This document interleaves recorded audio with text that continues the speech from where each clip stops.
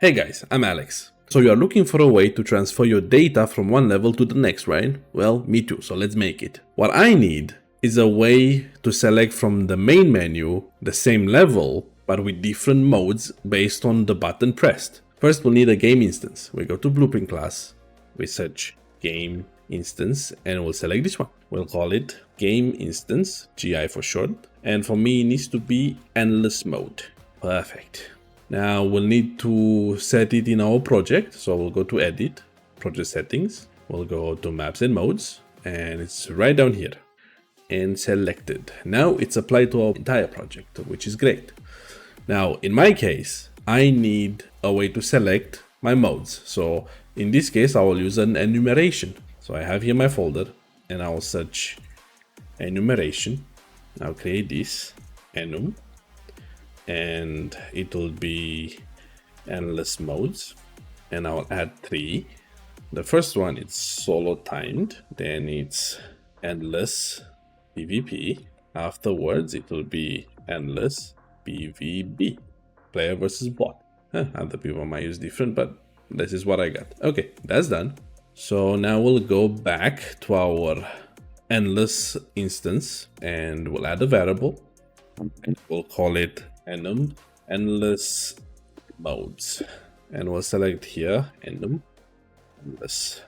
Yeah, there we go, and we'll compile. Perfect. Now we need a way to select that, and in my case I'm using my widgets. I have here my menu widget, which I already made my buttons, and to each button I enabled a on click event, which we have right here. So whenever I'll click that specific button, we'll run the function. Now, let's set that. Get instance.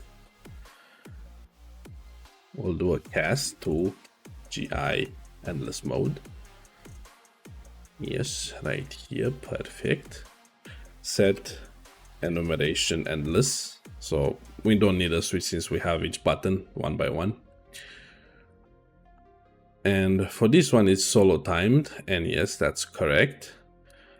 Then we'll just copy this whole thing again, and we'll connect this here. This is the endless PvP, so we'll select endless PvP, and then one more, and we'll select the endless versus bot.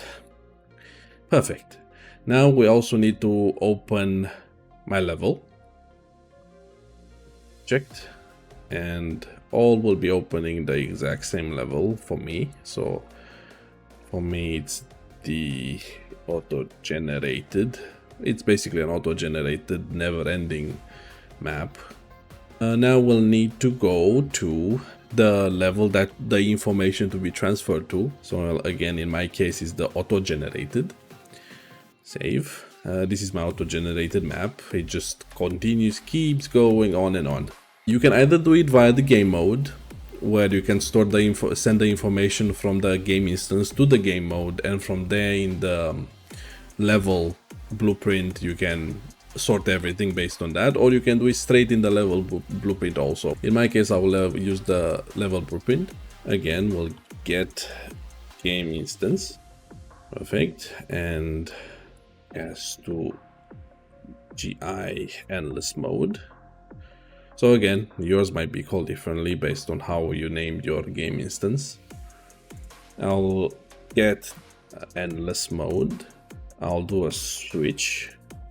And based on this, I'll run the mode necessary for my game. Currently, I don't have that functionality set up, so it will just be as it is. But just to test if our selection works, we'll do a print, which here we'll do timed PvB. Perfect. So each time we start the game mode, we'll be able to see which mode we selected from the main menu. Now let's give it a try and see if it works. We'll go back to the menu map and we'll press play. We'll select and let's go for PvB since it's more unique. And look at that, PvB. That works great. We'll try one more time with another one. And we'll do PvP. Look at that, PvP. Everything works perfectly. So that's how take information from one level and move it to the next. So for example, you have a character and it's holding certain items, or his health is like 69 instead of 100. You can register that information, save it on the game instance, and then once you load the next level, you can grab that info from the game instance and reapply it, so the player's progression continues with each change of a level. Thanks for watching.